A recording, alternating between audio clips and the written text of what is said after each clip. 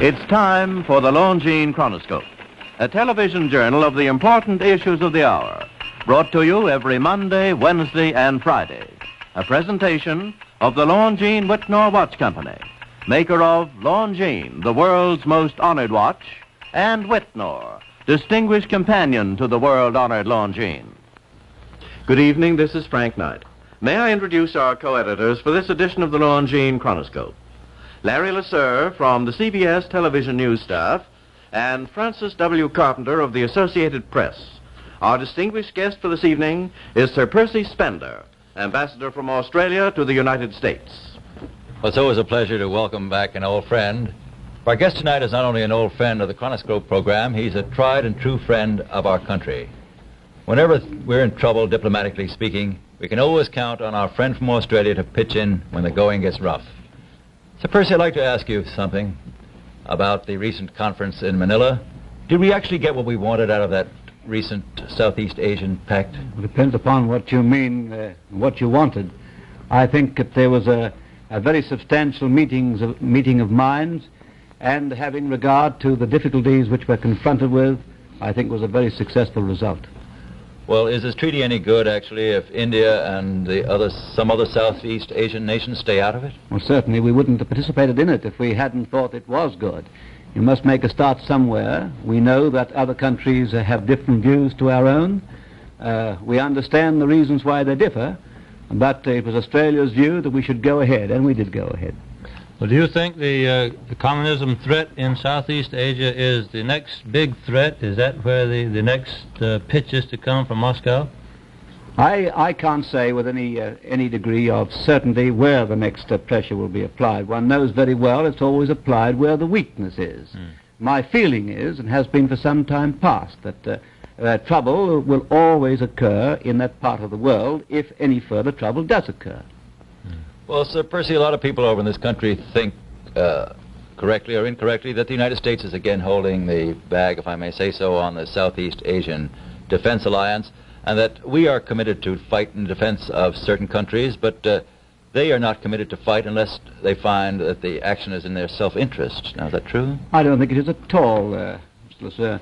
After all, under the terms of the treaty, we all enter into exactly the same obligation.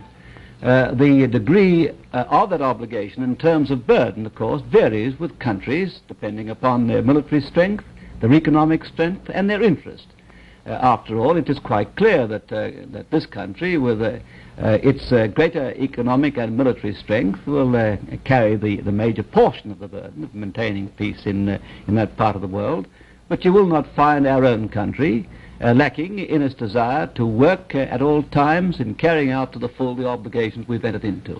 Suppose while we're talking about communist dangers and threats, what is the situation with the Communist Party in your own Australia?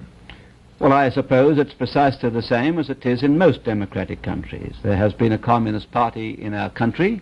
There have been more than one attempts to deal with it by legislation. But the most effective means which so far have been found to deal with it are first by the work of unionists themselves inside their union, and secondly by what is called in our country the secret ballot for the election of union leaders. And so that where the secret ballot applies, communist leaders are not able to engage in their usual tactics of rigging the ballot. I think you got a lot of applause from Americans by the firm way that your government handled that Petrov case down there, don't you, Larry? Yes, the man who deserted from communism. Have the Russians reacted at all to your very stern action in connection with this man by giving him sanctuary? The only result is well known to the world that I'm able to speak about, namely that they withdrew their embassy representatives from Australia, and we, as a result, did likewise. So you have no relations with the Soviet Union now? Well, I understand that in strict protocol, the relations are not broken off, but they just don't exist. They don't exist. That's all there is to it. So, Percy, what about the situation in Japan? Now, the Russians are trying to draw Japan into their trade orbit. Would you consider that a dangerous situation for your country and for mine? I do not doubt whatever that the prime aim of Russia in relation to Japan is at least the neutralization of Japan, but over and above that Its purpose is to seek, by whatever means are open to it, by blandishment, by pressure, by internal operations, to bring Japan into the orbit of the Soviet and communist influence. After all, Stalin said a long time ago that if that could be accomplished, the belief of the Soviet was that the communist world would be invincible. And so that any attempt by Russia or by the communists to attract Japan into its orbit is one which causes concern not only to us but to all the free world, whose purpose it ought to be to do whatever it can to enable Japan to develop and be maintained as a democratic country. Well, Sir Percy, does Australia fear most the spread of communism, or is it afraid of a revivified aggression by Japan? Thus, at all times, we have been wary of accepting the proposition that the roots of democracy have gone down deep into the Japanese way of life. It's a very proper observation to make that we see the immediate problem in the foreseeable future as that of communist aggression. What do you think about the rearmament of Germany? Is that bothering Australians very much? Oh, indeed it is, because after all, in 2 world wars, we have come into a state of war, and we've sent our troops overseas as a result of incidents which took place a long way from our shores in Europe. And so whatever takes place in Europe is of consequence to us. We believe in very firmly that you cannot deal with segments of the world except in terms of seeing the whole problem globally. Well, Sir Percy, I'd like to turn to a place that's a little nearer to your country than Europe, and that's Korea. Are you withdrawing your troops from Korea the way we have and the British have, at least a portion of them? There have been already. It was announced only in the last 2 or 3 days. These matters were all discussed, of course, between the different nations, and we have, the same as you, withdrawn some of our troops. Do you think that will create a vacuum that will tempt the communists to try to come back down again? I don't think so. You think they'll observe the armistice? I do not think that this is my own judgment, I do not think we're likely to meet in Korea in the foreseeable future any resumption of overt aggression. I see. So Percy, we're going to see you sitting at the chair of Australia in the coming General Assembly of the United Nations opening next week, and there's going to be a lot of interesting questions there, and one that everyone in the United States is interested in is the admission of Red China. Do you think it's going to give us trouble at this coming session? I don't think any more than in the past. What do you think will happen to it? Postpone it again? I would think that there isn't any real danger of communist China being admitted into the United Nations at this session. Should we say in the foreseeable future? Is that a phrase that's bandied about, I think? Well, true it is, but of course it's bandied around like so many other phrases. But none of us can see any more than a certain part of the future, and there is nothing permanent in life in respect of anything. One of the interesting questions that's going to come up there, Sir Percy, is the desire of Greece to incorporate Cyprus within its empire. Now, may I ask you, are all the dominions going to back the position of Great Britain and its reluctance to turn over the island of Cyprus to the Greeks? I will do no more than say that this is, of course, a matter primarily in which Great Britain is interested. But we too have our interests for many other reasons, quite apart from our very close association with Great Britain. Well, you've got another case that's closer home. You've got the Indonesians wanting to take over West New Guinea. That's right. And what are your views on that? Well, our views have been expressed more than once. We say, in the first place, it isn't a matter which is one which ought to be brought into the United Nations at all.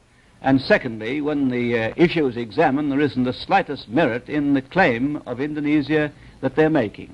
These people of West New Guinea are quite different people altogether. And I've never, for my part, been able to understand by what justification under the Charter or otherwise you can hand over, either by this or that means, 1.5 million people who are different people altogether without asking them what they think. We don't hand over people these days, I hope, to anyone. Yeah. So, Percy, I've heard it said in this country that Britain exercises a veto over the actions of the United States, and in turn India exercises a veto over the actions of Great Britain.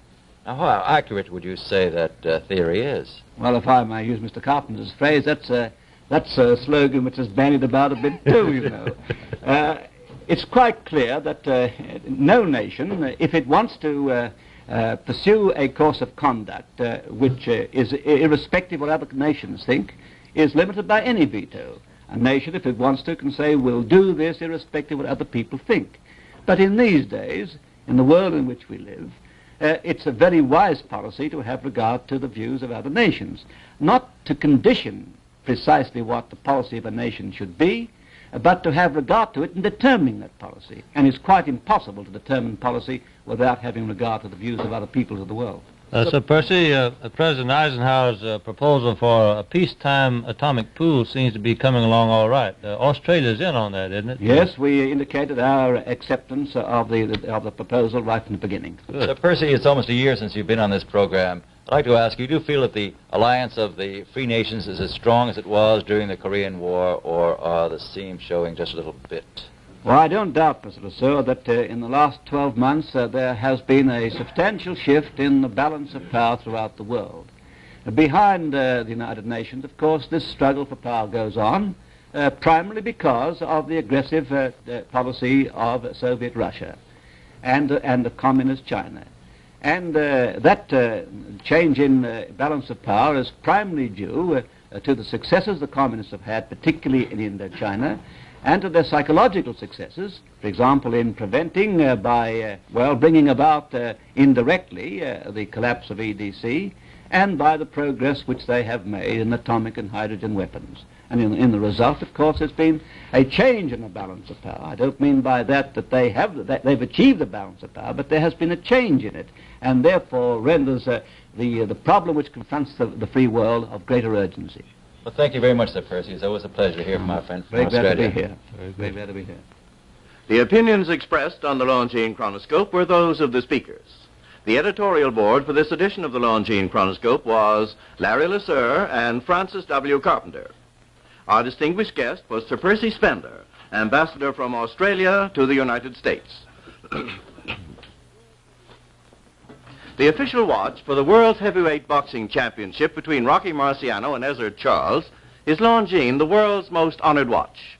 In the world of sport, the fact is that Longines watches are official for timing world championships in all sports and contest associations the world over, including the Contest Board of the American Automobile Association, the National Aeronautic Association, the American Powerboat Association, and many, many others.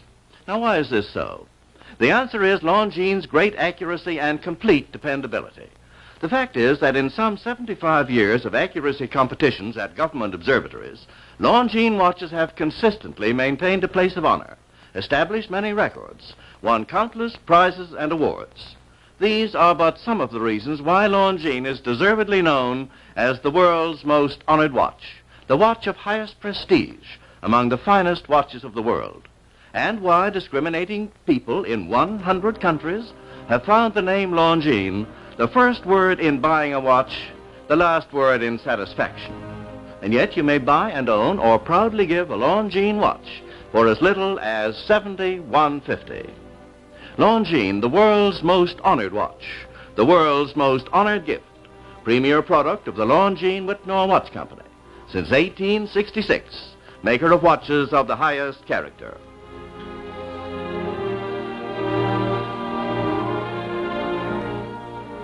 This is Frank Knight reminding you that Longines and Whitnall watches are sold and serviced from coast to coast by more than 4,000 leading jewelers who proudly display this emblem. Agency for Longines Whitnall watches.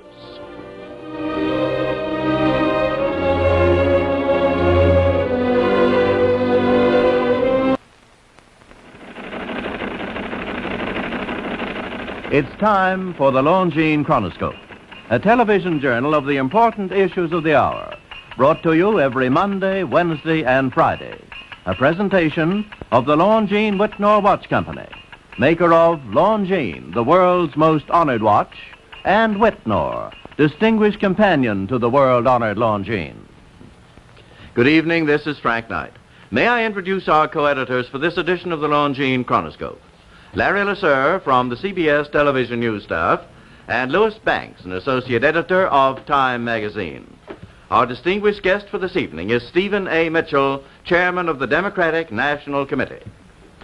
Well, this is a time, as all good Americans know, when the straws whirl faster and faster in the political winds, a time when the chairmen of both parties usually declare they can foresee a trend. So we'll ask our guest tonight, Mr. Mitchell, as chairman of the Democrats, do you really foresee a trend?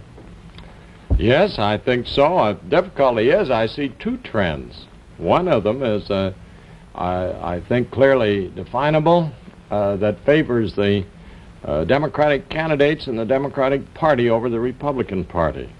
But the other one disturbs me in that I keep hearing of apathy and of lower registration in some areas than we should like. Well, do you really think there is much excitement about this election, and won't a low registration actually hurt you? I think that a high registration helps the Democratic Party. I think the people of this country are predominantly Democratic. I believe that the situation changes in part, to some degree, from one place to another. And it's pretty dangerous to generalize, I think, Mr. LeSueur. Mr. Mitchell, what issues do you feel that have given you this kind of new strength that everybody is predicting for you? What particular issue? Any one? Well, I think there are a number that weigh pretty heavily with people.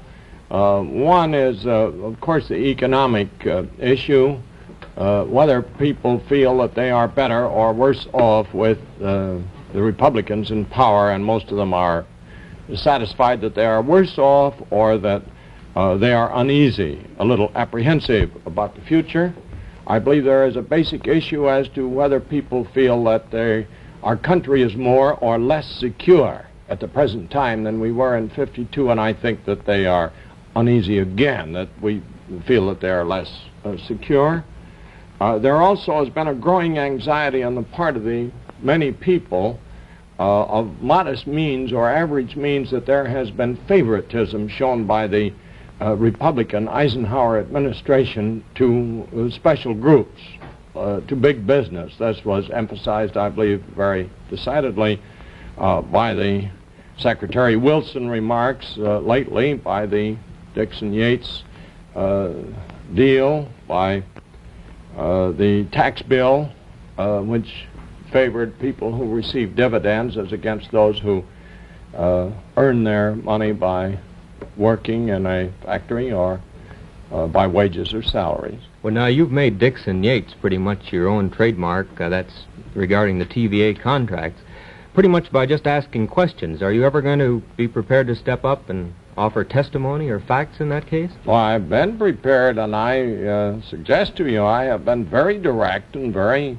positive and explicit in the statements that I have made, and they have been borne out in every single instance, from the beginning by the testimony that has been given before the Anti-Monopoly Subcommittee under a Republican, Senator Langer, by the news that we've finally been able to get through leaks, or by the activities of newspaper men about the various drafts of the contracts. And I, of course, said I was ready when Chairman Cole asked me to testify. I said, of course I'll testify any time or any place. And then Mr. Mitchell, if you win control of the Congress in November, that bill, what will happen to it? The Atomic Energy Committee has never signed it, have they?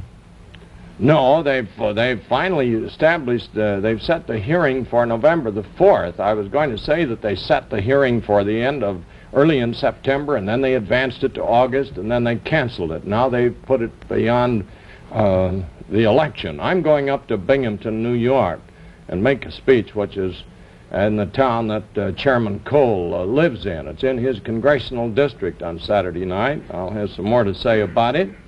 But I think, in answer to your question, Mr. LeSueur, I do not think that Dixon-Yates is ever going to build that plant. Well, you know, here's something I don't understand. Senator Fulbright, who is certainly a good, loyal Democrat and with a great deal of integrity, has said that this is a very fine contract, and he's quite happy with it. I think he's misinformed. I think that you should also have in mind that anyone who lives in Arkansas is not unaware of the fact that there are certain benefits to Arkansas from having the proposed plant built in that place. But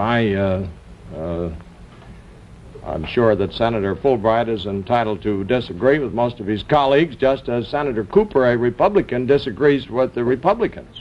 Senator Cooper is very anxious to align himself in opposition to the Dixon-Yates contract. Mr. Mitchell, may I ask you a question about what you actually do? Now, a national chairman masterminds a national campaign, because these are local campaigns. What else do you do besides make speeches as national chairman?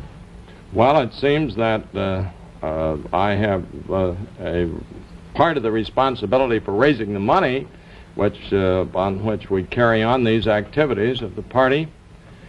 It seems to me I'm in airplanes or speaking a good bit of the time. It's true, but the largest part of the work is in maintaining contact with candidates and with the leaders of the party, and in administrative work in the National Committee You brought office. up a very interesting subject there, money. How's the money coming in for the Democratic Party? Coming in a little better. We're still a long way behind, and we, of course, will never match the Republicans, but we're doing a little better, and we've been very much heartened by the response that people have given us lately.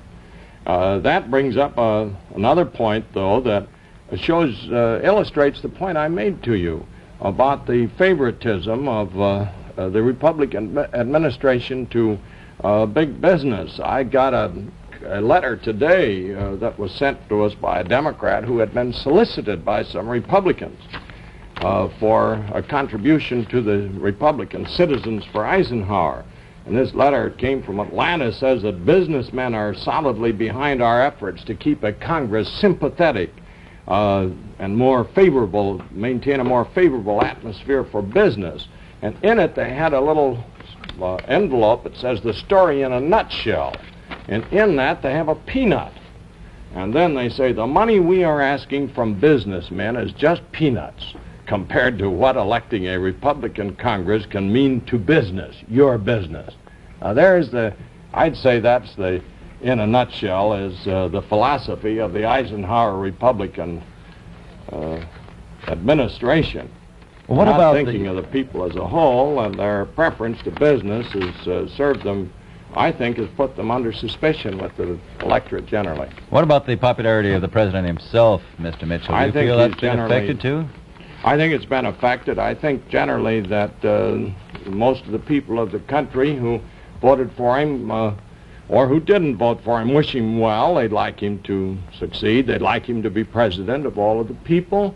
They sort of identify themselves and our country's well-being with having the president get along well. I don't think he's going to make much difference in this campaign. He hasn't so far, and I don't think he will. I think he may get hurt if he gets into it a little deeper. Talking about the philosophy a moment ago, early in the campaign you disassociated the Democratic Party from the Americans for Democratic Action. Do you think that that's given you an extra strong push in the campaign? No, I made it clear, as I think I should, and I think that they would wish to do, that they are a separate organization, that they're no part of the Democratic Party. I made it clear I thought that we're glad to have their support as that of any group of loyal Americans for our candidates or our principles whenever they agree with them. Well, they're not running us and we're not running them. I don't think they've made any difference. Mr. Mitchell, if you do win... I mean, in our activities. If you do win in November, what element of the party you expect will be in control, the Conservatives or the Liberals? Well, I don't think you can answer that question in those terms at all. I think that the Democratic Party essentially is a liberal and progressive political organization. I think there's a place in it for conservatives. Indeed, there is it wouldn't amount to much if there weren't people of differing points of view. Well, look at it another way. Do you think that a Democratic victory would mark an upsurge in the strength of the old guard Republicans? I do, and I think that's a very important point. I think that there's a wide misconception that a Republican victory would somehow help President Eisenhower. Actually, the Republicans who are running for office, whose names are on the ballot, would say, why, this is a mandate for us. Why, see, the people like what we're doing. And have more than half of them are opposing the president. Well, if the Democrats do win in November, are you people going to be friendly to the Eisenhower program, or are you going to be hostile to him on the grounds that Well, it he depends made on up what run in part of 56 or not? what part of the program you're talking about or he proposes. A great many of the parts of the congressional record received support of Democratic votes. They couldn't have been enacted without them. There are many on which they were opposed, and I think that same thing will happen again. I certainly do not think that there will be a disposition to oppose for the sake of opposition. Speaker Rayburn and Mr. Senator Johnson made that clear, that we reject the suggestion that there would be a Cold War between the President and the Congress. It takes two to make a war, and we don't propose to enter into one with the President of the United States on political matters at the expense of the American people, surely. Well, thank you very much, Mr. Mitchell. Very glad to hear what you had to say tonight. The opinions expressed on the Longines Chronoscope were those of the speakers. The editorial board for this edition of the Longines Chronoscope was Larry Lasser and Louis Banks. Our distinguished guest was Stephen A. Mitchell, chairman of the Democratic National Committee. To own a Longines watch is to own one of the finest watches made anywhere in all the world, and yet, unbelievably, a Longines watch is not expensive. There are many outstanding models of Longines watches priced as low as $71.50. The choice of styles and of models is almost unlimited.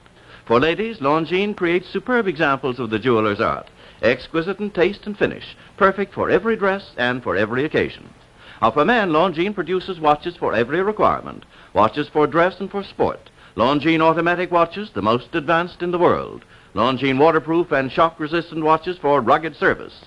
Longines chronograph watches for sportsmen and scientists. And every Longines watch, whether for a lady or for a gentleman, is made to the unique standards of excellence which have won for Longines 10 World's Fair grand prizes, 28 gold medals, highest honors for accuracy in fields of precise timing.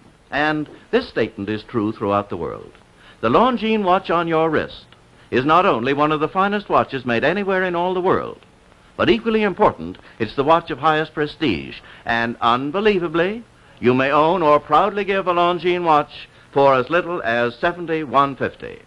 Longines, the world's most honored watch, the world's most honored gift, premier product of the Longines Whitnor Watch Company, since 1866, maker of watches of the highest character.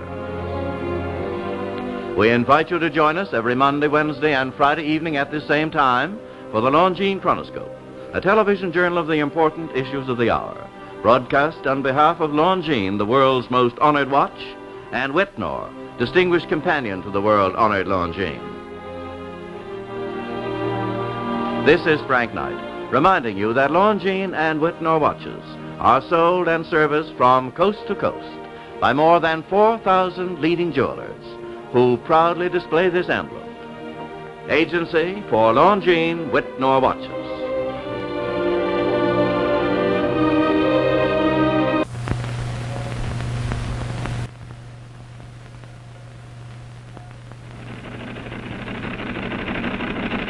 It's time for the Longines Chronoscope, a television journal of the important issues of the hour, brought to you every Monday, Wednesday, and Friday.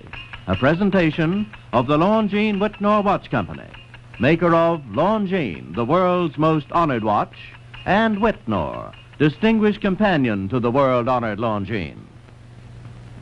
Good evening, this is Frank Knight. May I introduce our co-editors for this edition of the Longines Chronoscope? Larry Lasser of the CBS television news staff, and August Heckscher, chief editorial writer for the New York Herald Tribune. Our distinguished guest for this evening is the Honorable Sterling Cole, representative from New York and chairman of the Joint Committee on Atomic Energy.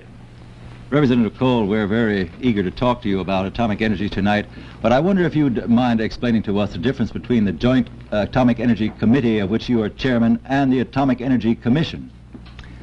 The Commission, the Atomic Commission, is the agency of the executive branch of government which has the responsibility of administering the atomic energy law.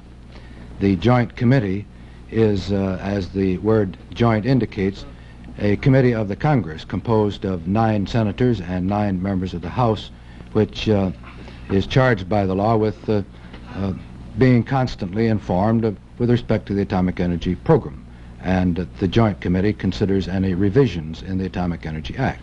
So one is a legislative committee, the other is an executive committee. And you've had full cooperation between you and the Commission? It's really been amazing, Mr. Heckscher, the fine spirit of cooperation that has existed from the very beginning between the Commission and the Legislative Committee. Representative Cole, it seems that one of the greatest events to me that you people have been faced with is the President's offer to set up a joint pool of atomic energy for peacetime uses. And I think now that the Russians have made a counter-proposal to President Eisenhower's offer in which they state that they would desire a moral ban on the use of atomic weapons, just as there was a moral ban on the use of poison gas in the last war. Now, do you think that that is acceptable? Well, it wasn't exactly a counter-proposal, as I understand it, Mr. Lesueur. The Russian position has always been that the nations of the world should outlaw the use of atomic weapons. Her reply to the Eisenhower plan was that the participants, the conferees, consider the outlawing of atomic weapons. Now, with that, I can find no disagreement that the conferees give consideration to it. I do hope, however, that their consideration is not serious nor long-lived. Well, didn't they first ask for a scrapping of atomic weapons and the scrapping of the means of their production, but now they seem to want a moral ban on the use of them, although they would be ready as weapons of retaliation? Well, that was the Russian counter-proposal to the Baruch Plan, that the countries having atomic weapons forego the use of them. But can you see and her condition of with respect to the Eisenhower plan is along the same line. Well, do you think that could be acceptable to this country? After all, wouldn't we be depriving ourselves of the only weapon in which we are superior to the Russians? That's why I feel our conferees should give but short consideration to the suggestion. It would be unthinkable for us to ever agree not to use the atomic weapon. And yet might not there come a time when the two parts of the world were roughly equal in atomic weapons, and then the logic might be to ban them?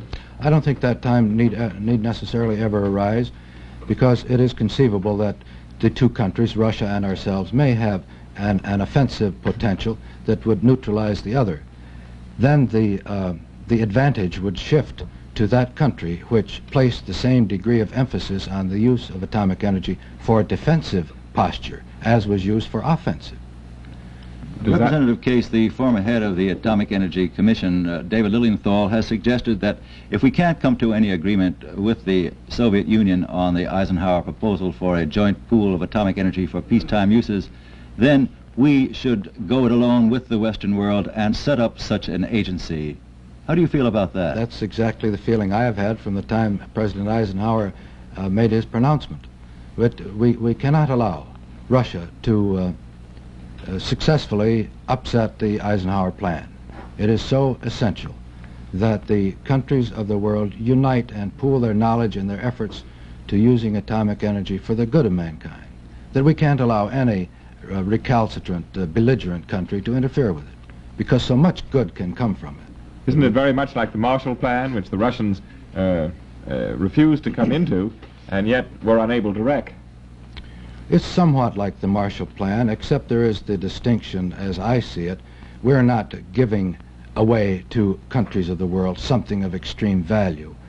What we are giving now is information in advance to these other countries. We're giving them knowledge that they all would eventually learn someday. Well, from a security standpoint, Representative Cole, could we give away some of our atomic fuel to a agency for joint international use, while the Russians still used their atomic energy for the making of bombs? Could we keep up our lead in the atomic race if we did that? I don't envision that the Eisenhower plan would measurably interfere with our stockpile of atomic weapons. And certainly, if I thought that it did jeopardize our national security, I would never favor it. But conversely, you would say then that if the Eisenhower plan goes into effect, it won't cut down the amount of atomic weapons in the world. It won't cut down Russia's atomic weapon pile either. In other words, that problem remains unsolved. It will interfere to some extent with the atomic potential of whatever country has that potential, but not in a great degree. I see. The contributions won't be that large, you feel.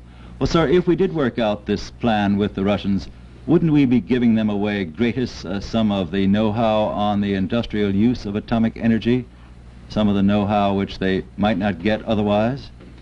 Assuming which I think to be the fact that Russia does not have the knowledge in the peaceful, constructive, productive uses of atomic energy that we have.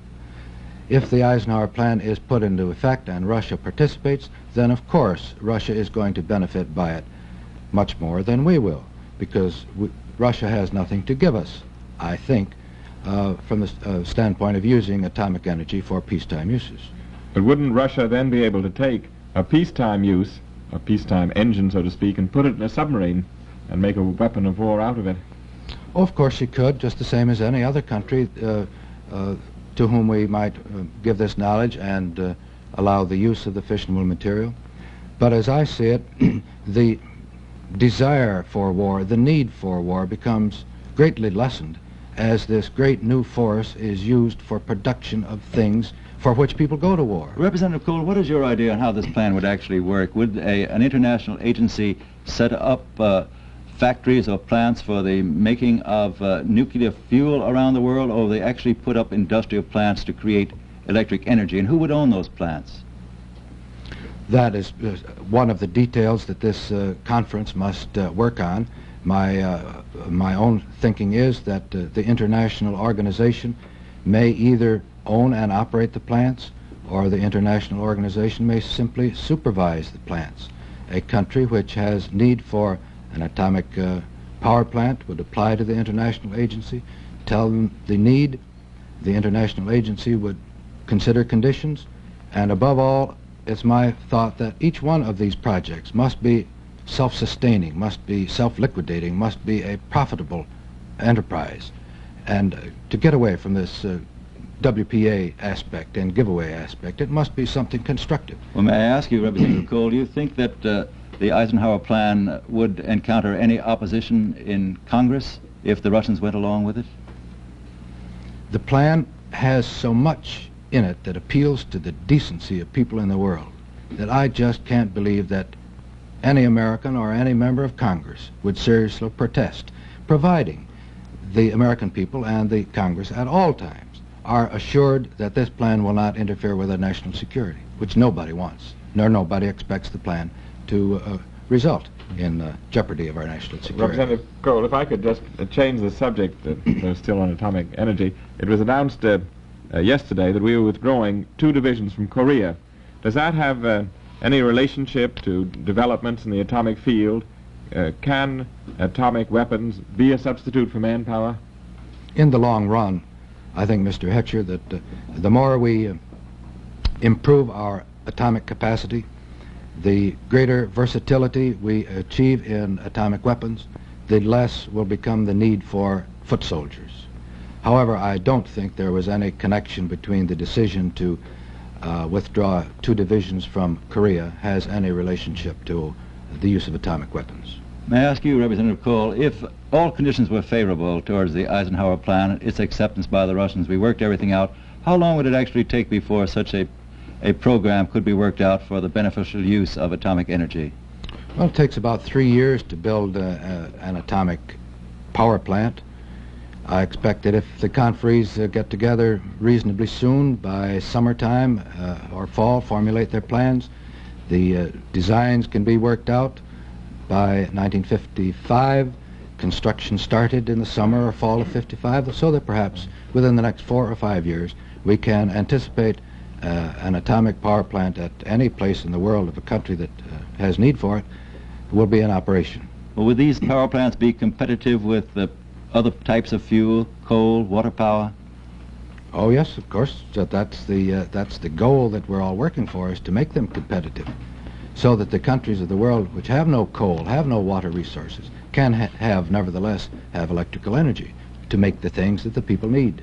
As a final question, Representative Cole, I'd like to ask you, we all are frightened, I think, of the atomic bomb. May I ask you, do you think that the public should have more information about the peaceful uses of atomic energy? That's one of the appealing aspects of the Eisenhower plan, is to start the minds of people thinking in the direction of how we can use this for the good of mankind. And the people should know that this same force can be used for the good of people to a greater degree than for the destruction of people. Already, more lives have been saved by the use of atomic energy than has ever been destroyed in the 2 explosions in Japan. The people don't generally realize that. And yet, in the field of medicine, it's scarcely been touched. In the field of preserving foods in areas where they don't have electric ice boxes and so forth, it has great possibilities, to say nothing of generating electricity for manufacturing goods that people need. The peacetime uses are without limit, and the people should realize that. Thank you very much, Representative Cole, for being here with us tonight. The opinions you've heard our speakers express tonight have been entirely their own. The editorial board for this edition of the Longines Chronoscope was Larry Lasser and August Heckscher. Our distinguished guest was the Honorable Sterling Cole, representative from New York and chairman of the Joint Committee on Atomic Energy. Why not invest part of that Christmas bonus in a new Longines watch? In the years ahead, you'll be mighty glad that you did. Believe me, it will be a proud possession. Now, among the world's finest watches, Longines alone has won 10 World's Fair Grand Prizes, 28 gold medals, and so many honors for accuracy. The dependability of your new Longines watch will be a revelation. Gone will be the uncertainty about time.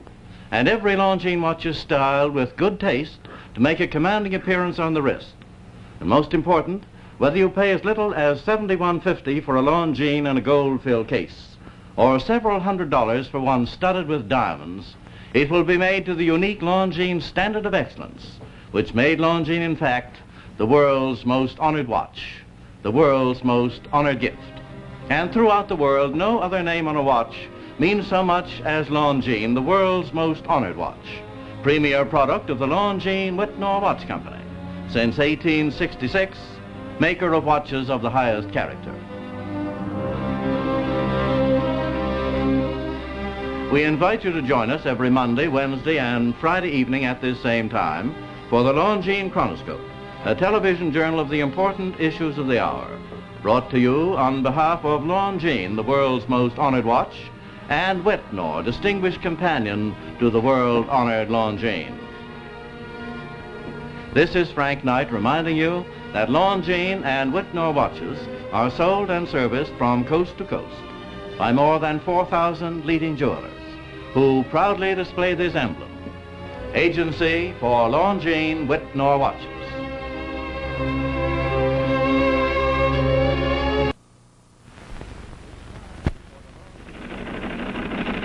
It's time for the Longines Chronoscope, a television journal of the important issues of the hour, brought to you every Monday, Wednesday, and Friday.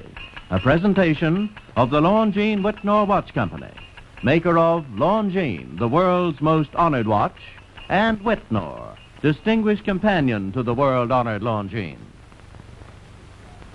Good evening, this is Frank Knight. May I introduce our co-editors for this edition of the Longines Chronoscope. From the CBS television news staff, Larry Lasser and Walter Cronkite. Our distinguished guest for this evening is T. Coleman Andrews, Commissioner of Internal Revenue. Mr. Andrews, you've been on this job of collecting our taxes for a little more than a year now, and you've been pretty quiet about it. But before I ask you about the work you've done so far, I'd like to ask, if I may, just what your qualifications were for this vitally important post. Maybe I should say first that a lot of people don't think I've been so quiet about it. But in any event, I'm basically, of course, an accountant. Management and organization has been my business for a long time, and I've taken several excursions from practice into public affairs. And in addition to that, I've had administrative responsibility in the military services in the Marine Corps during the war. And I like to think, at least, that the President and the Secretary employed me because they think that we did the jobs that we did in the past pretty well. I hope that's the reason. Well, you're also a Democrat, too, aren't you, sir? That's right, a conservative Democrat.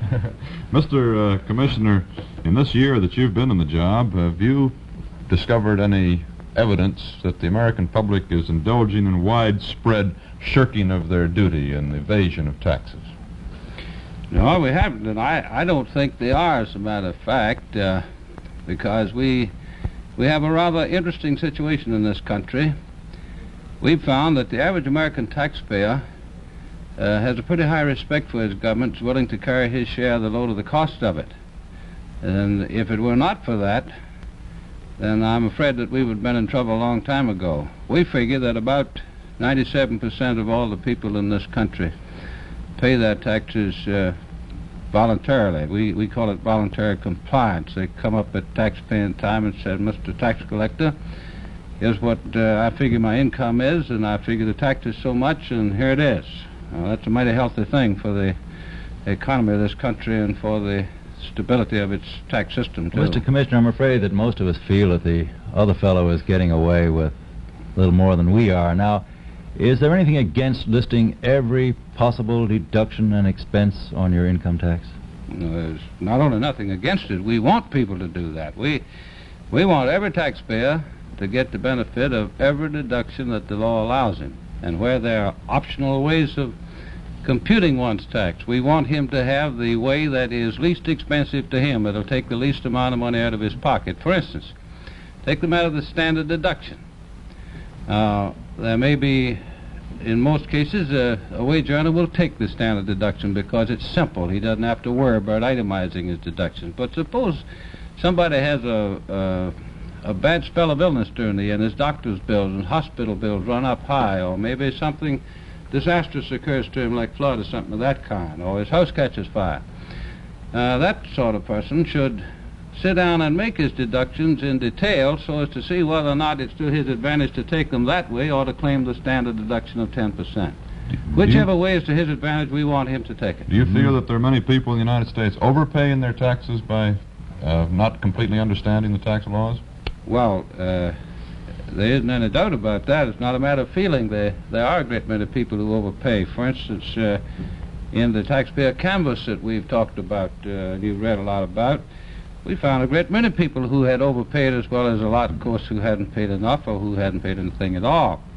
And we issue every year a great many refunds to all types of taxpayers, individuals, corporations, and partnerships, trusts, and so on, indicating an excess payment of taxes. Mr. Andrews, about that house-to-house canvas that you just mentioned, some newspapers called that Operation Snoop, called it Gestapo methods, that you went around asking people at their homes whether or not they'd paid their taxes and demanded proof that they had and so forth. Now, what do these fellows actually do in your canvas, and what do they accomplish there? Well, this Operation Snoop, of course, was a little bit of what I call journalistic ingenuity. Of course, if I were a newspaper reporter, I'd be pretty proud of having invented that one, but actually, of course, that isn't what it is. All in the world we do is to go from door to door and check on whether or not the people at each residence have filed a return. It's not a snoop in any sense. There's no barging into people's homes or anything of that kind. We don't even go in the home unless we're invited, and then don't usually go. If a person declines to answer our questions or doesn't want to answer them, why, they don't have to, and there's no hard feelings on anybody's part. We don't get mad at anybody about it. And the fact of the matter is, it has been a very pleasant experience. We've had, well, I remember in New England, in the entire canvas up there in the first month, when it first came to light, that seemed to be something unusual, which it wasn't, of course, because the tax laws have, on that subject, been on the books in its present form since 1926. We didn't have any difficulty. There was only one person in several thousand who even seemed to be unhappy about it. It's not a snoop. It's merely an effort to find out that everybody is on the tax rolls who should be on there, so that everybody will pay his fair share of the taxes as Congress intended. And our reaction, or rather our experience, is that the average person is glad to know that this examination is being made by us, and that everybody is going to be paying just like he is. I might say that since we started it, or rather since we resumed it, that it's being done elsewhere. I know right now, for instance, of one state and one important city where exactly the same thing being done on the state level in the first instance and on the local level in the other. Well, Mr. Commissioner, what tax dodges are you cracking down on? Are there any outstanding forms of evasion? Well, of course, the people that we're particularly interested in apprehending on the tax dodging aspect of it are the people who deliberately set out to evade the payment of their taxes, either by not filing a return at all, or else by understating their income or overstating their deductions. And I'm sure if we had time on this program to read just some of the cases to let people see what was happening, there'd be no doubt about the wisdom and propriety of what we're doing to catch the evader. Is there any particular segment of the economy where there's more evasion than any other? Well, I think that question could probably be answered affirmatively. You usually find, of course, in the people engaged in illegal pursuits, for instance, they don't want to disclose their income, probably because they just don't operate on a legal basis in the first place, and secondly, because perhaps they're afraid that if they did, why, then their illegal activities would become known and would become subject or caught up with on their criminal pursuits. Well, how about legitimate mistakes? You know, it's a pretty tricky form you make us fill out, Mr. Commissioner. Well, we don't think it's tricky. I don't want to challenge you on that too strongly because I know what you're trying to get at, and I'd like to get at. But let's get that cat out on a ridgepole, for instance. We tried a bunch of high school students, and we find that they make 1/12 as many errors as the average taxpayer. So if high school students can make this out, I'm pretty sure that the average adult taxpayer can do it. Of course, they're not going to have to pay any taxes on that form they just filled out. Don't kid yourself. We had one classroom recently that 75% of those kids had to pay taxes. They had earned over $600 last year. Well, Mr. Commissioner, one of the main criticisms I've heard against the income tax laws is that they seem to favor the businessman and not the wage earner. Now, most of us are salary makers, and we just make our legitimate business deductions, but it seems rather unfair that the man in business can make more, depreciation, that sort of thing. Well, of course, on its face, I suppose that's true, but you have to get down to the bedrock economy or economics of a question of that kind. Anything that is done to simplify the problem of business in complying with its tax obligation redounds ultimately to the credit of the individual. Why? Because all taxes that I know anything about, except estate and gift taxes, goes into the cost of product which the individual has to buy. While he may think that the business enterprises are getting all the benefit because that's where the simplification occurs. Actually, what happens is that in the final analysis, he's getting an indirect benefit by a lower cost of the things he has to buy. So it's not correct to say that merely because you change a portion of the law that affects business that it's unfair to the individual. That's a very short-sighted and narrow point of view. Well, what about people who say in show business where their talents do tend to depreciate? We'll take an actress whose beauty may be her chief talent. Now, isn't this rather unfair to her? Do you consider this unfairness? Well, I think that's a very unfortunate situation, but that brings up a rather interesting question, and that is as to just where do I fit into the tax picture. We are the enforcers of the tax law. It's up to us to collect the taxes that Congress says shall be levied and assessed and collected. A problem of that kind is a matter of tax policy. Congress determines tax policy in the final analysis. The administration, acting through the Secretary of the Treasury and the Undersecretary, determine who shall pay what taxes and at what rates. Therefore, a problem of that kind, even though it may be distressing, is not one that I have any power to correct. It has to be corrected by high authority, and of course Congress has to accept any suggestion on that score. The final question, Mr. Andrews, what advice could you give to the average wage earner to make his deduction? How can he prove it to your collectors? Well, the average wage earner, of course, his taxes are withheld. So he doesn't have any particular problem of knowing how much tax he ought to pay. I think every person ought to keep a pretty good record of what they spend so that if at the end of the year it's to their advantage to claim their deductions in detail, they would do that rather than claim the 10% overall deduction or standard deduction, because they save money that way. I see. Well, thank you very much, Mr. Commissioner Andrews. It's been a privilege to have you here tonight. Thank you, sir. It's been a pleasure to meet you. The opinions that you've heard our speakers express tonight have been entirely their own. The editorial board for this edition of the Longines Chronoscope was Larry Lasser and Walter Cronkite. Our distinguished guest was T. Coleman Andrews, Commissioner of Internal Revenue. A priceless attribute of every Longines watch is pride of possession. It brings to its owner the satisfaction of knowing that he owns the watch of highest prestige among the finest watches of all the world. Yes, a Longines watch brings more than the delight of a beautiful possession, more than the unsurpassed timekeeping of a remarkable watch. For that Longines watch of yours is the one and only world's most honored watch. Only Longines, among the finest watches of the world, has won 10 World's Fair grand prizes, 28 gold medals, highest honors from government observatories, and a position of preference in sports, aviation, and in science. For Easter, for a graduation, an anniversary, a birthday, for any important gift occasion, no other name on a watch means so much as Longines. And yet, unbelievably, you may buy and own or proudly give a Longines watch for as little as $71.50.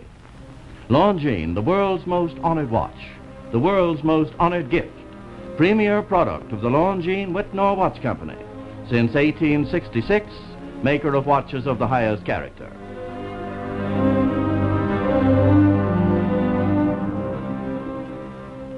This is Frank Knight, reminding you that Longines and Wittnauer watches are sold and serviced from coast to coast by more than 4,000 leading jewelers, who proudly display this emblem, Agency for Longines Wittnauer Watches.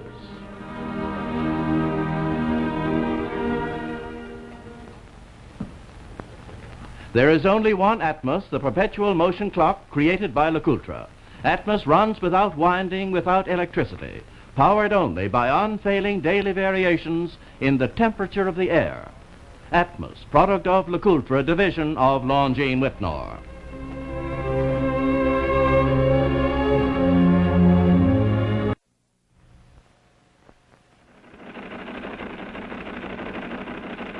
It's time for the Longines Chronoscope, a television journal of the important issues of the hour, brought to you every Monday, Wednesday, and Friday.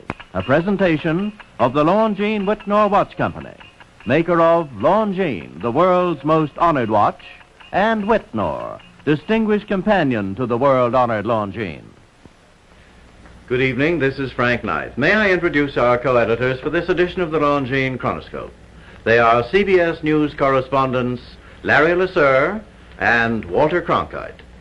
Our distinguished guest for this evening is T. Coleman Andrews, Commissioner of Internal Revenue. As our guest tonight would be the first to admit, nobody loves the tax collector. But while the subject of taxes is always in the realm of politics, the job of Mr. Andrews is to see that we pay no more or no less than we're obliged to do by law. Mr. Commissioner, since the deadline for filing income tax returns is still a few days away, do you have any idea of how many people haven't filed yet? Well, no, not exactly how many have not filed, but we've been keeping in pretty close touch with it from time to time. And of course, we won't know until after the April 15th deadline is passed for individuals. You know, corporations passed on the 15th of March. But we won't know until after that April 15th deadline is passed, and we've studied the results and see what returns are filed in each week of the filing period, just exactly what the pattern's going to be. We do know that a lot of people haven't filed yet who should have. You do know that? Yes, we do know that. But people are being people, as they always are. They taken advantage of the opportunity which they were supposed to have another 30 days. The only thing is that I think I should say to all those folks who haven't filed that these people that work in the Revenue Service really knocked themselves out almost during the filing period, and I hope no one is going to think that I should insist that those people work overtime between now and April 15th in order to take care of people who really could file more promptly, and now rather than wait until the last minute. Well, has the extension, Mr. Andrews, of the filing period for another month been of any help to the Revenue Service? Yes, it has. It's been a tremendous help to us, as well as a great deal of help to the taxpayer. It's helped us in this way. You see, we have to keep in mind at all times what our two main problems are. Number one is to collect taxes. Number two is to get after those people who are inclined to hold back on us, and those who, though they don't hold back in reporting, nevertheless just don't like to pay taxes or any other bills. Now, anything that slows down those two efforts renders us inefficient. So what we've been able to do with this extended filing period is to keep more of our people at their regular tasks, and therefore we've been able to hold up collections and hold up, in fact, increase the number of examinations made of tax returns. And we have, to some extent, gotten rid of that peak. Does that mean, Mr. Andrews, that more of us are going to get checked because of this extra month we've been given? It sure does. You know, we've been on a program of building up our auditing organization, our examiners, for nearly 18 months now.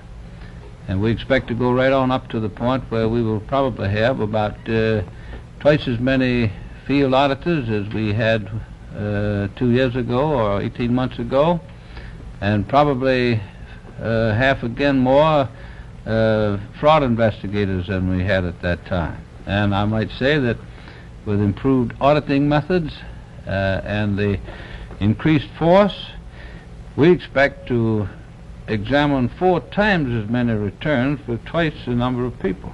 What percentage of the total number of people putting in returns will get checked under that? And I wouldn't you like to know that? Yeah. Well, I tell you, let me give it to you this way. What is going to happen, what happens is this. A great many people, whose returns don't have to be checked because their income is derived entirely from withholdings, and we know what that is, and we know what tax they owe.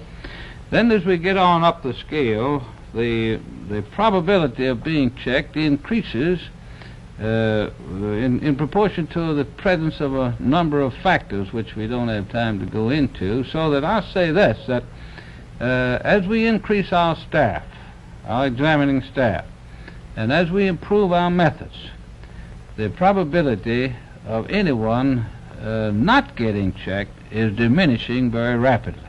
Don't you get to a point where the cost of the collecting of the taxes gives a diminishing return for the amount of taxes collected? Oh yes, there is a law of diminishing returns, but I'll say this, we haven't reached that point yet, and I haven't begun to worry about that. We'll cross that bridge when we get near it. If I may say so, Mr. Commissioner, some people think that the 1954 tax returns are extremely complicated. I think one editorial said that they were the most complicated in the whole history of the income tax.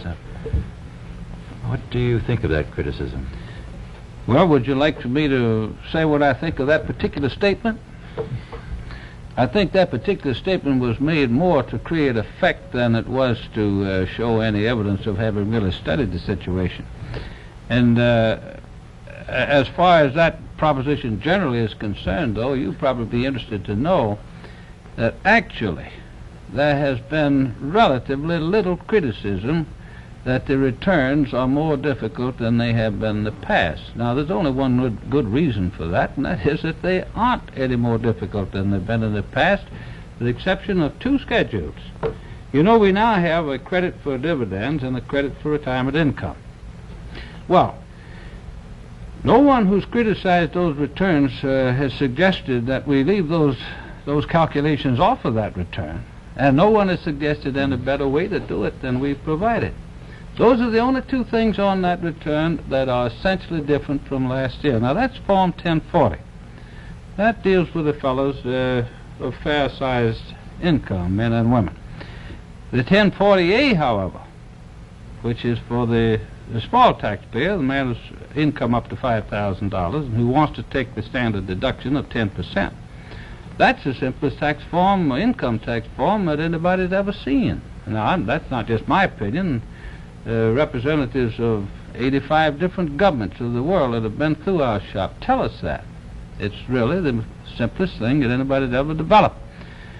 But the size of a check made on a card so it can be processed manually or by machine, either one. It asks certain very simple questions. Questions that anybody can answer. Contains no calculations. We do all the work.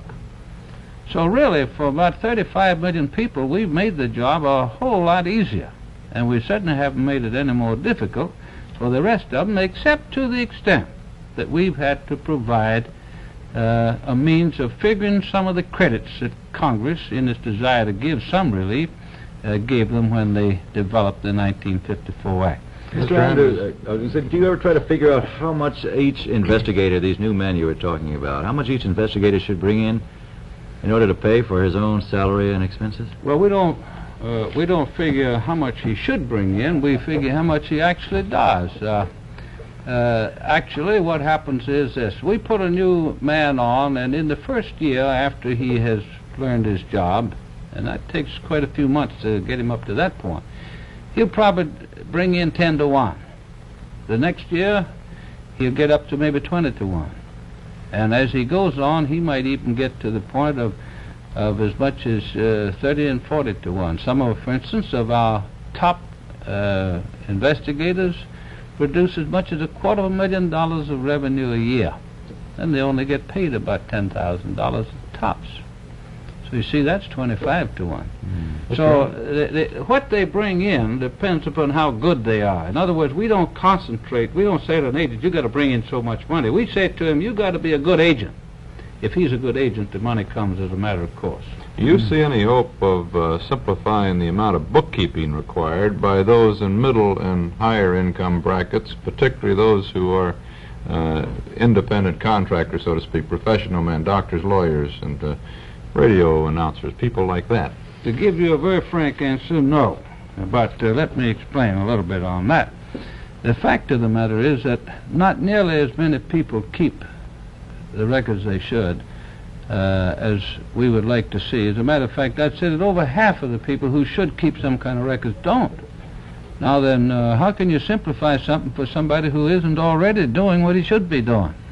And moreover, you can't simplify the bookkeeping requirements of a tax law until you simplify the law itself. Well, would that $20 cut across the board have helped your problem any if it had gone through the Congress? It would have played havoc with us administratively. We would have thrown us into the worst tailspin we've ever been into. I don't believe it would have been administratively possible for us to have handled it. Well, since there are several days left for about 2 or 3 million taxpayers, I guess, to file their returns, Mr. Andrews, have you any advice to give them now?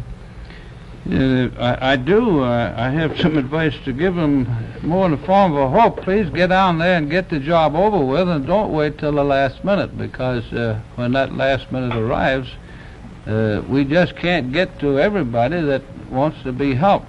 We have all kinds of facilities for helping everybody, provided they'll come at us with a reasonable spread of volume, and not all at one time. And we just can't do anything for those that don't show up on time, because after that it's too late. Incidentally, Mr. Andrews, if a person asks for an extension on filing their return, is this an invitation for an investigation? No, sir, not at all. Well, thank you very much, Mr. Coleman Andrews, the Commissioner of Internal Revenue. Thank you very much. I'm delighted to have been here. The opinions expressed on the Longines Chronoscope were those of the speakers.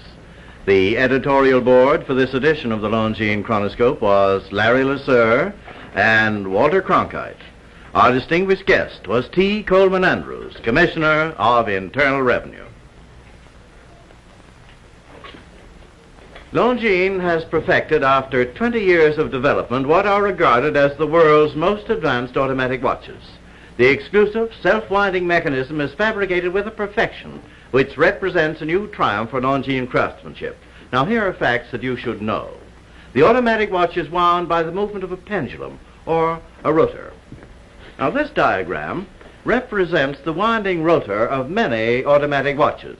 See how it moves in only part of a circle. Now, this diagram represents the Longines automatic.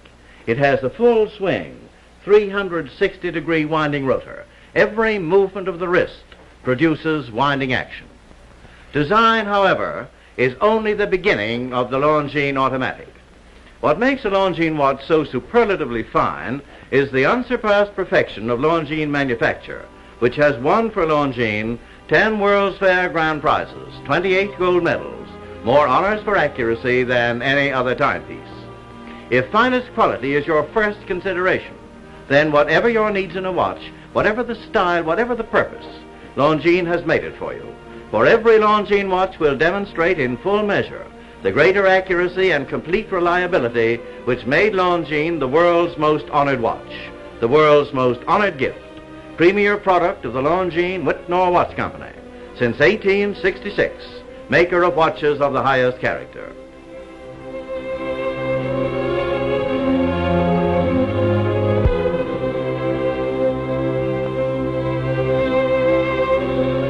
We invite you to join us every Monday, Wednesday, and Friday evening at this same time for the Longines Chronoscope, a television journal of the important issues of the hour, broadcast on behalf of Longines, the world's most honored watch, and Whitnor, distinguished companion to the world-honored Longines.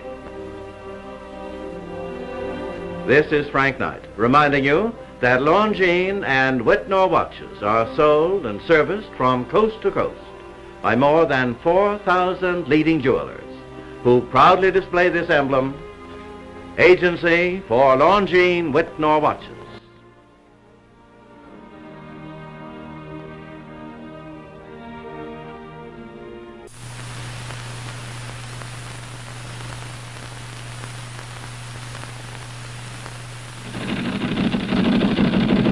It's time for the Longines Chronoscope, a television journal of the important issues of the hour, brought to you every Monday, Wednesday, and Friday. A presentation of the Longines Whitnor Watch Company, maker of Longines, the world's most honored watch, and Whitnor, distinguished companion to the world-honored Longines. Good evening. This is Frank Knight. May I introduce our co-editors for this edition of the Longines Chronoscope? Mr. William Bradford Huey, editor of the American Mercury, and Mr. Henry Hazlitt, contributing editor of Newsweek magazine. Our distinguished guest for this evening is Mr. T. Lamar Caudle, former Assistant United States Attorney General. Well, Mr. Caudle, now that you are back in private life and done with being a bureaucrat, perhaps you can tell us something about the pressures that were brought on you when you were Assistant Attorney General. What kind of pressures are they? Well, Mr. Hazlitt, the pressures were, I would say, in the third dimension, if you can understand that. But they came largely from the senators and the congressmen, almost continuously from the prominent men in public life that were over on the Hill. They come in the form of telephone calls or visits or what? Well, the greater number of communications, of course, were over the telephone, but there were many conferences that were had with senators and congressmen in my office, and if the senator happened to be a little older and so busy, I would accommodate the gentleman, go to his office. What would be a typical request? A typical request? Well... Would tax cases, for example, be involved? Oh, yes. When I was in the tax division, tax case would be involved. I remember one which troubled me a great deal. One of the very beloved, one of the most beloved men in America. I surely do love him, and I have quoted him so many times. That was the vice president when they called me about an old friend of his down in Louisville. He wanted a favor from you, sir? Well, sir, he was concerned about the illness of this fella. And I told him that everybody who came to see me about tax cases was sick or something. They were sick, something was wrong with them.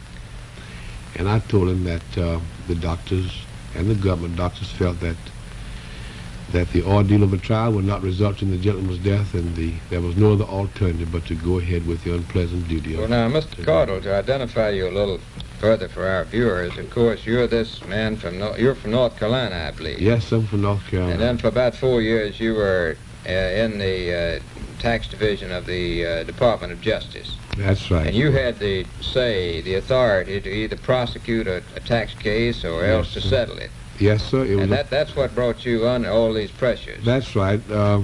Unfortunately, you can't delegate this power to another unless in your absence. And you really have to stand up. Then all these committees got after you, and then the president himself hauled off and fired you, didn't he? Yes, sir. He really broke loose on me. He sure did. I thought that Truman had a reputation of sticking by everybody. All his good friends. You were one of his good friends. I sure thought so.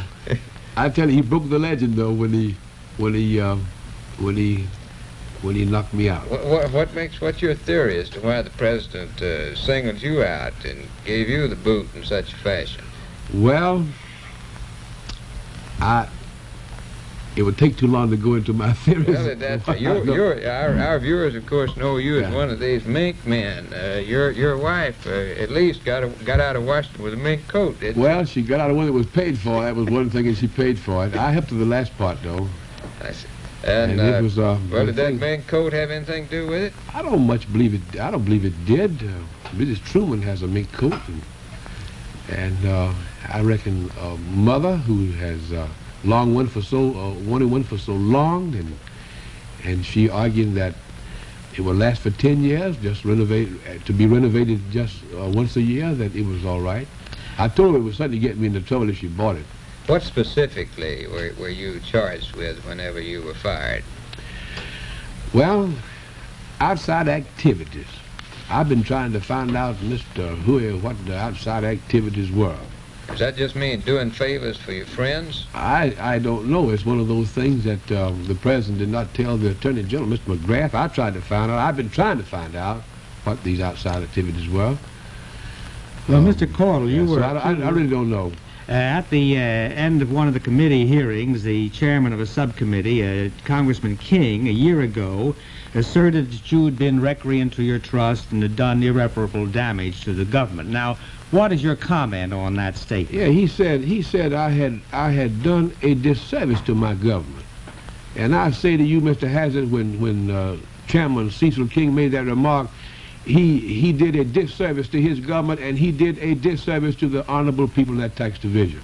How many? I didn't like that statement either. How many tax Nothing cases to do about it, in the 4 years you were in this tax position, sir? How many cases would you estimate that you handled? Approximately 16,000 civil cases. Probably 45% were compromised and settled, and approximately 2,500 income tax fraud cases.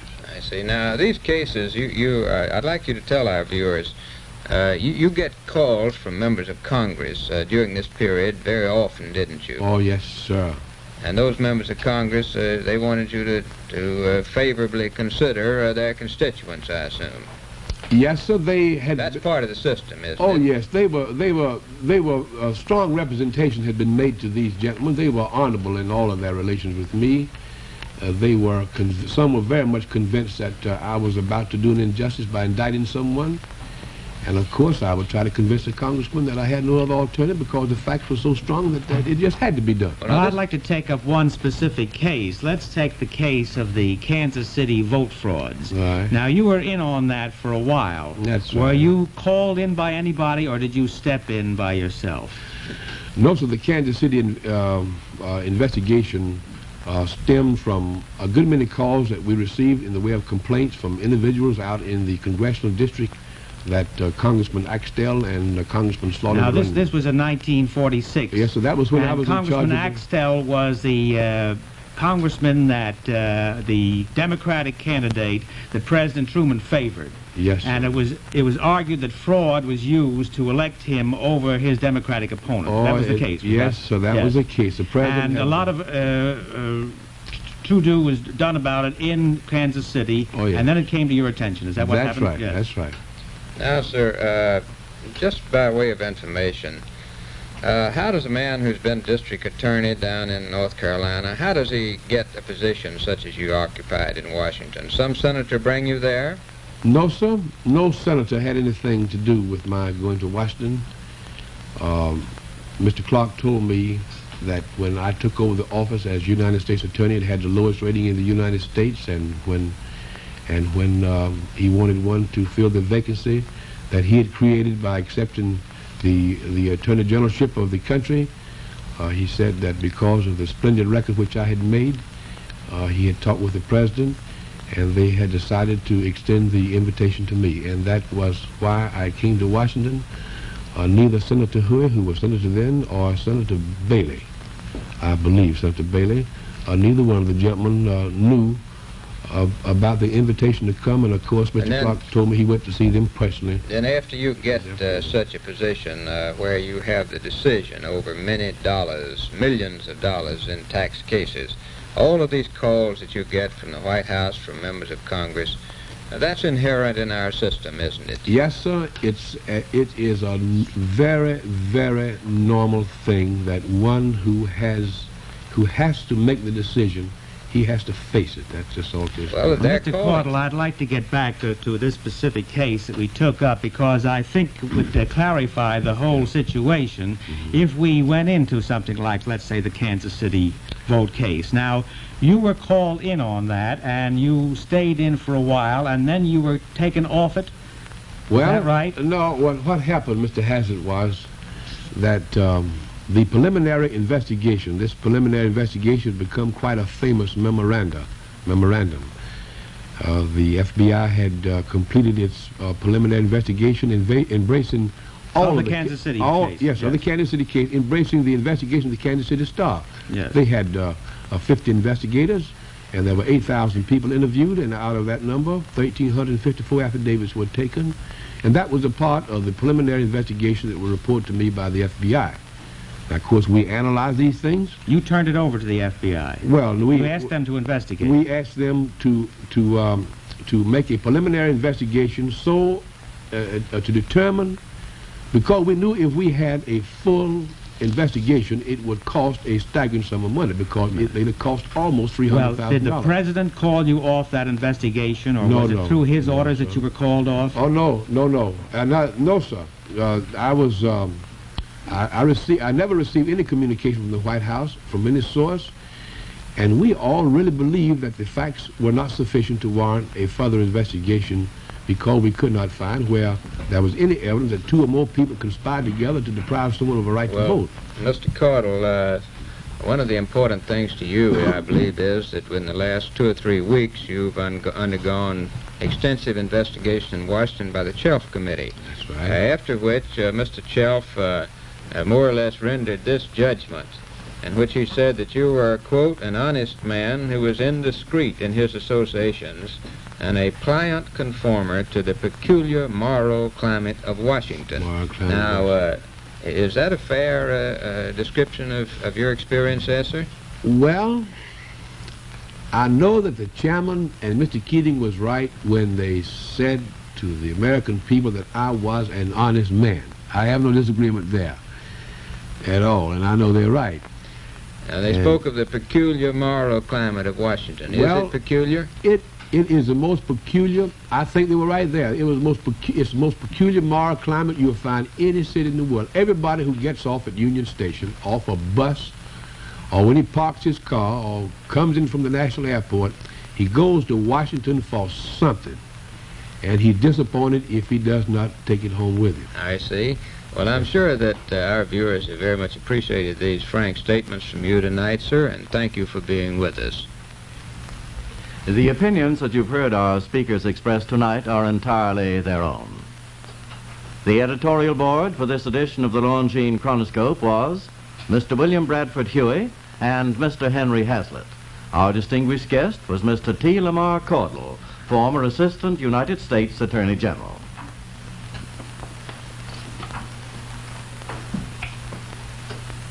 A watchmaker such as Longines recalls that Christopher Columbus made his great voyages before the watch was invented. His only timepiece, an hourglass, like this 15th century one, which happens to be the property of the Hayden Planetarium. This, of course, had to be reversed every half hour. Now, Columbus Day marks a milestone for Longines watches, too, because this gold medal was presented to Longines at the St. Louis Columbian Exhibition, which honored the 400th anniversary of Columbus's discovery of America. Now, consider how consistently Longines watches have maintained their leadership over the years. Longines is the only watch in history to win 10 World's Fair grand prizes, 28 gold medals, and literally thousands of awards for accuracy from great government observatories. Today's Longines watches are our finest, distinguished for exclusive styling, endowed with those traditional qualities of accuracy and long life for which Longines watches are world-honored. Truly, throughout the world, no other name on a watch means so much as Longines, the world's most honored watch, premier product of the Longines Whitnall Watch Company, since 1866, maker of watches of the highest character. We invite you to join us every Monday, Wednesday, and Friday evening at this same time for the Longines Chronoscope, a television journal of the important issues of the hour, broadcast on behalf of Longines, the world's most honored watch, and Whitnall, distinguished companion to the world-honored Longines. This is Frank Knight, reminding you that on Election Day, you're the most important person in the country. So exercise your privilege as an American citizen and vote for the candidate of your choice.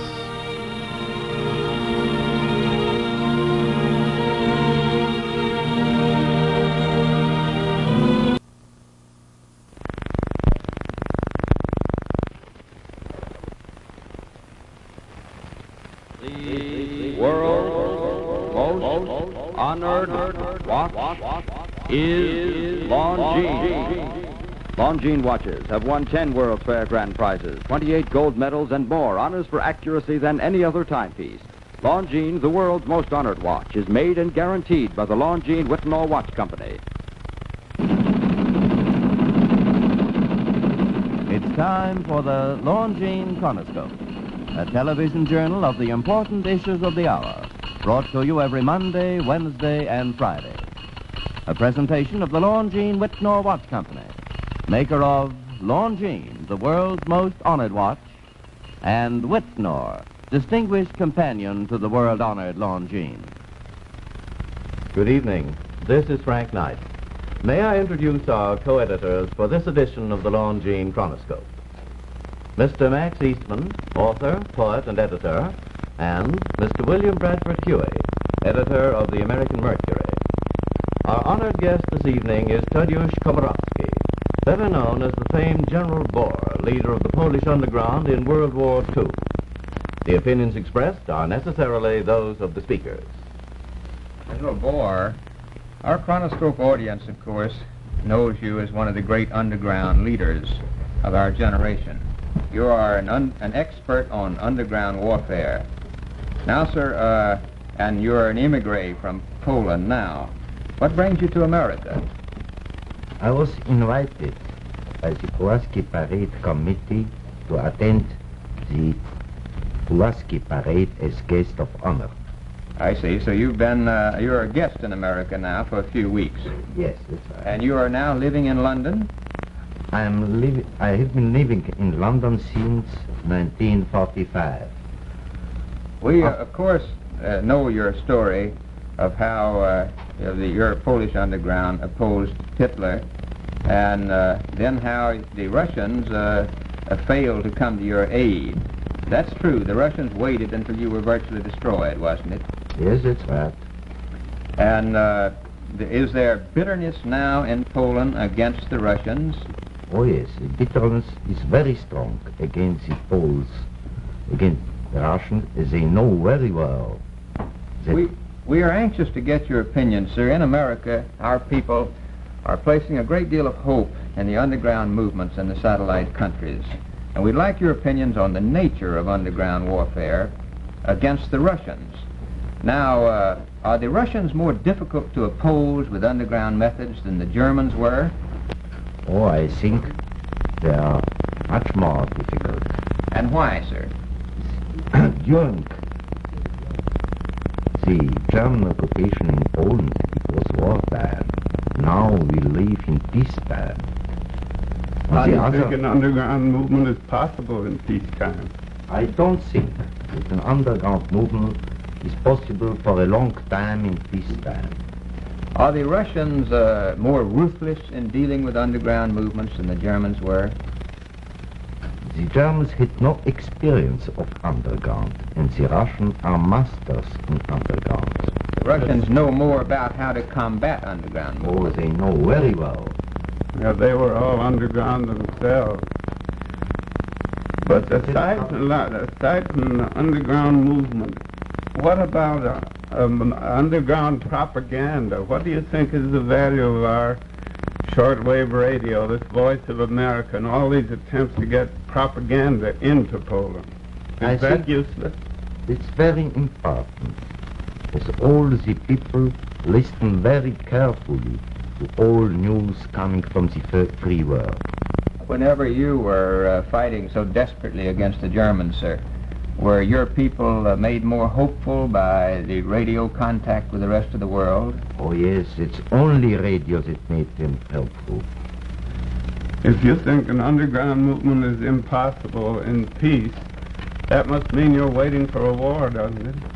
Oh yes, for a war, I think it's How very soon important. is it coming? Yes. How soon is it coming? When the war starts, it will immediately. I mean, how soon do you expect the war to start? It's very difficult to answer, but I don't expect a war earlier than in 2 years. Perhaps. Why? First of all, I think that the Russians don't want to have a war now. When they would have liked to have a war, the war would be started 2 or 3 years ago. And all are preparing their strength now. Nobody is ready. Why didn't they start it 2 or 3 years ago? In 3 or 2 years, the strength of the Western powers will improve, and the Russians will have to decide. Do you regard our present efforts in Europe as hopeful, sir? Do you think that we are building a hopeful counterweight to Russian power in Western Europe? Oh yes, I think it's very helpful. You think that it's possible for General Eisenhower to build an effective army out of French and Italians? Sure. Now, sir, here in America, a great many people were disillusioned after the Second War. A great many Americans had regarded the Russians as allies, and so they were bitterly disappointed at the betrayals that the Russians seemed to be guilty of. Now, were you people in Poland as bitterly disappointed with the Russians as we were in America? No, we were not disappointed. We knew the Russians too well and their attitude towards Poland during all the long years of the war. You must have known it after they double-crossed your uprising. But you were surprised when they double-crossed your uprising, weren't you? Yes, I didn't think that the Russians would stop their offensive for political reasons. And you, as a military man, they had military reasons to come to your assistance, didn't they? Yes, sure.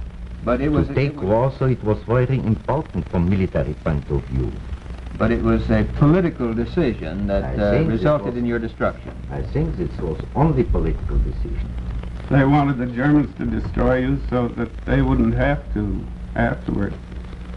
Isn't that about it? Oh, yes. Don't you agree with me that it's about the worst act of treachery to an ally in history? I agree completely. Now, sir, the date of the Warsaw Uprising and your double cross by the Russians, that was about November 1944, wasn't it? Yes. And then the conference at Yalta was held some 4 months later, wasn't it? Yes. Now, you people, of course, were disappointed at what you call the sellout at Yalta, weren't you? I was this time prisoner of war, and when we got the news to our English friends, it was really a blow for us. You were bitterly disappointed at the way the Western Allies seemed to have sold out Poland at Yalta. Yes, we saw what will happen with Poland. What is the position of the Polish army now? You have some intelligence, of course, in Poland now, haven't you? Oh, news are coming from Poland very often, so we know what happens in Poland. And nearly all the officers from Major Adverts are Russian. In other words, there is a Polish army now, isn't there?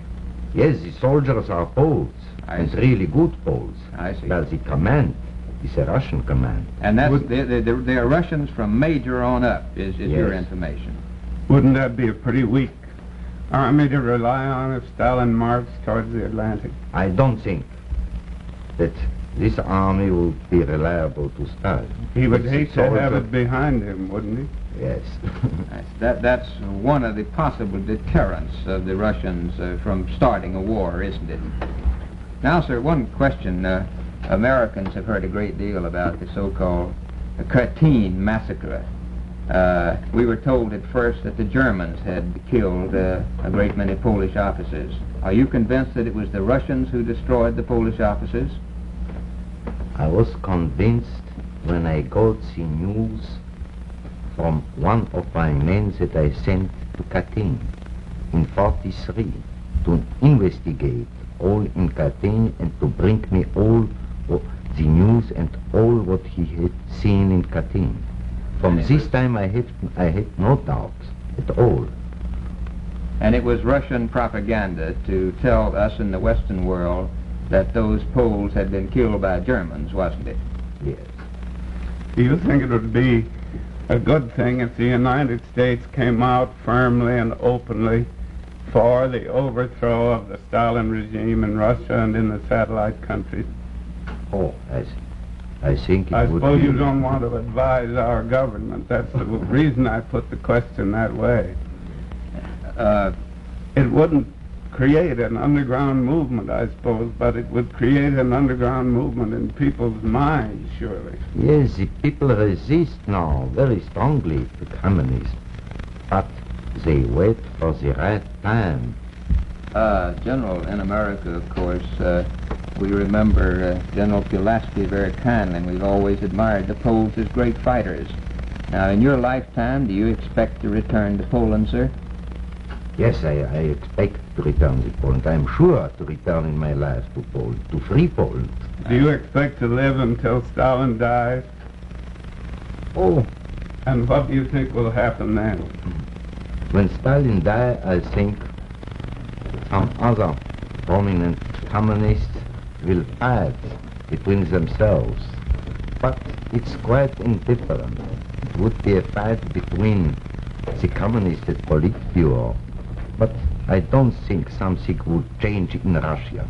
Then, General, as our audience has understood you, sir, you would like the Poles in America to understand that Poland has been through many troubles before, and that you think that one day Poland will be free again. Thank you very much for being with us, sir.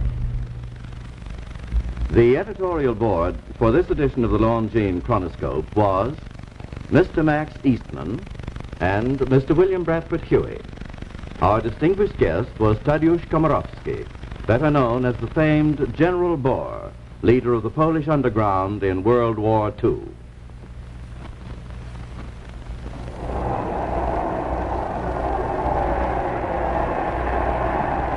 Coast to coast, the football season is in full swing. And coast to coast, the football games from more than 100 leading colleges and universities are timed by Longines, the world's most honored watch in sport. Yes, the games of Princeton, Harvard, Dartmouth, California, Texas A&M, and Georgia Tech, and 100 more are all timed by Longines watches. All professional games, too, are Longines timed. All officials of the National Football League, the field judges, the referees, and the observers use Longines watches exclusively for official timing. The reason? Accuracy, not as an empty claim, but accuracy which has been demonstrated time after time and year after year in the competitive accuracy trials at the great government observatories. Yes, for beauty, for greater accuracy, for the promise of a long and useful life. Throughout the world, no other name on a watch means so much as Longines, the world's most honored watch. Premier product of the Longines Whitnor Watch Company. since 1866, maker of watches of the highest character.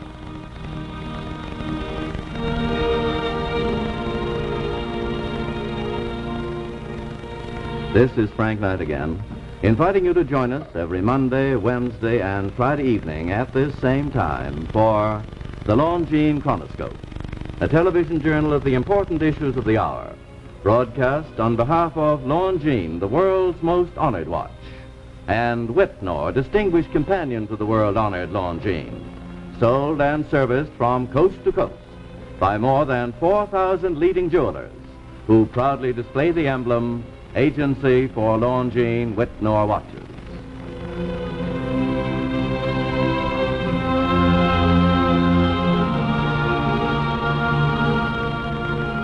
Operations to bring Japan into the orbit of the Soviet and communist influence. After all, Stalin said a long time ago that if that could be accomplished, the belief of the Soviet was that the world, the communist world, would be invincible, and so that any attempt by Russia or by the communists to attract Japan into its orbit is one which causes concern not only to us but to all the free world, whose purpose it ought to be to do whatever it can to enable Japan to develop and be maintained as a democratic country. Well, Sir Percy, does Australia fear most the spread of communism, or is it afraid of a revivified aggression by Japan? Thus, at all times, we have been wary of accepting the proposition that the roots of democracy have gone down deep into the Japanese way of life.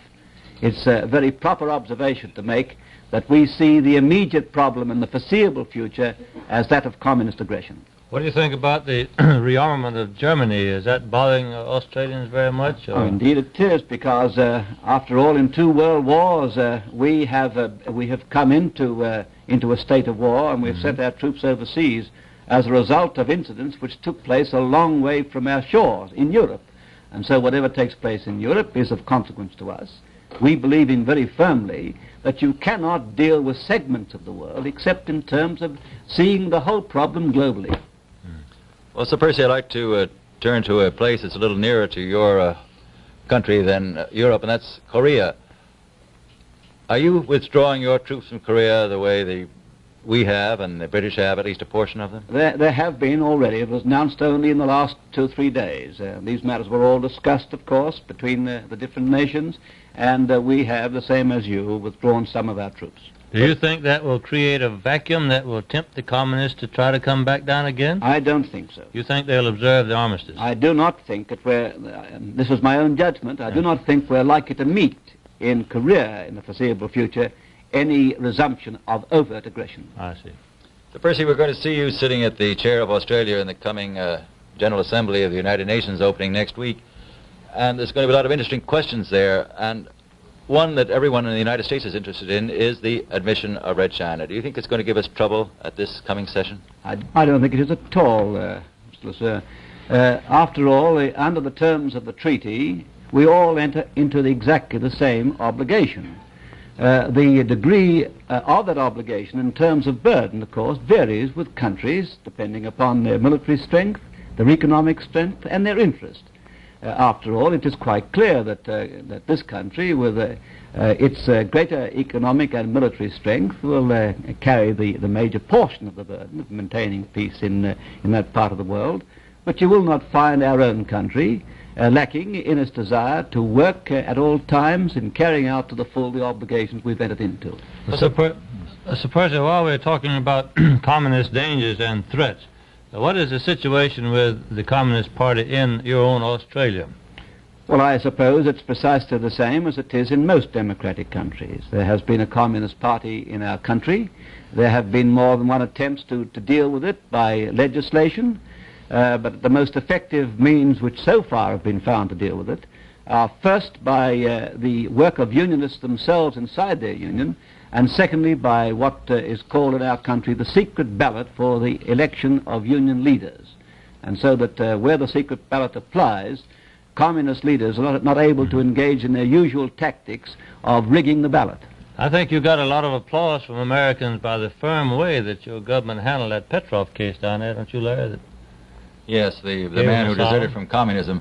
Have the Russians reacted at all to your very stern action in connection with this man by giving him sanctuary? The only result is well known to the world that I'm able to speak about, namely that they withdrew their embassy representatives from Australia, and we, as a result, did likewise. So you have no relations with the Soviet Union now? Well, I understand that in strict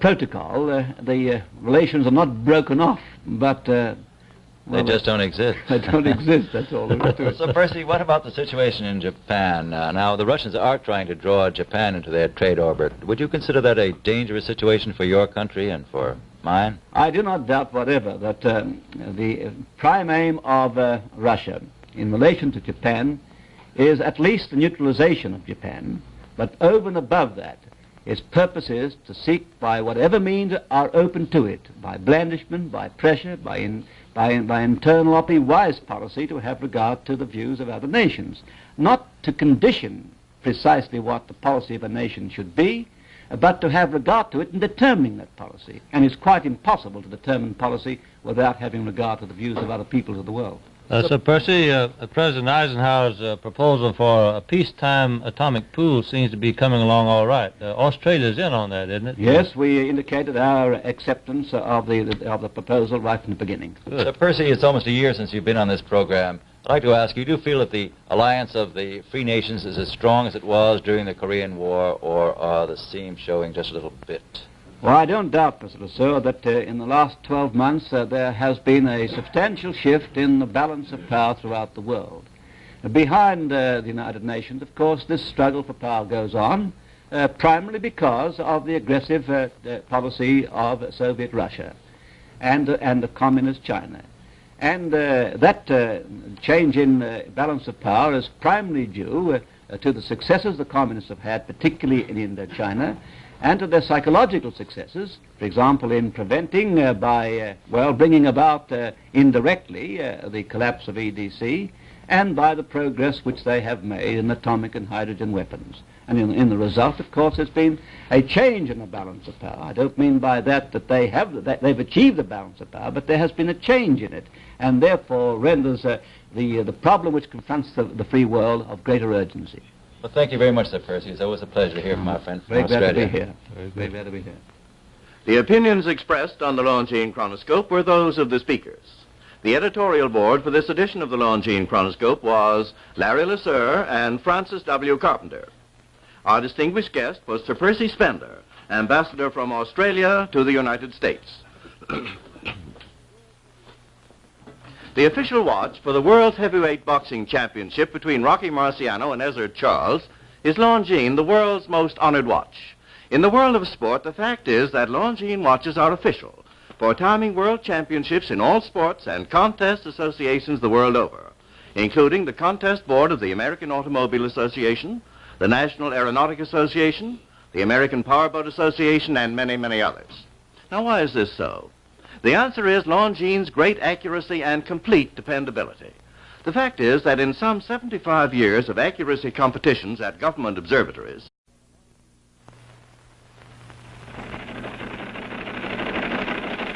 it's time for the Longines Chronoscope, a television journal of the important issues of the hour, brought to you every Monday, Wednesday, and Friday. A presentation of the Longines Wittnauer Watch Company, maker of Longines, the world's most honored watch, and Wittnauer, distinguished companion to the world-honored Longines. Good evening, this is Frank Knight. May I introduce our co-editors for this edition of the Longines Chronoscope? Larry Lesueur from the CBS television news staff, and Francis W. Carpenter of the Associated Press. Our distinguished guest for this evening is Sir Percy Spender, ambassador from Australia to the United States. Well, it's always a pleasure to welcome back an old friend. Our guest tonight is not only an old friend of the Chronoscope program, he's a tried and true friend of our country. Whenever we're in trouble, diplomatically speaking, we can always count on our friend from Australia to pitch in when the going gets rough. So, Percy, I'd like to ask you something about the recent conference in Manila. Did we actually get what we wanted out of that recent Southeast Asian pact? It depends upon what you mean, what you wanted. I think that there was a very substantial meeting of minds, and having regard to the difficulties which we're confronted with, I think was a very successful result. Well, is this treaty any good, actually, if India and some other Southeast Asian nations stay out of it? Well, certainly we wouldn't have participated in it if we hadn't thought it was good. You must make a start somewhere. We know that other countries have different views to our own.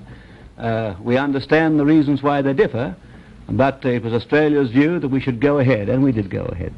Well, do you think the communism threat in Southeast Asia is the next big threat? Is that where the next pitch is to come from Moscow?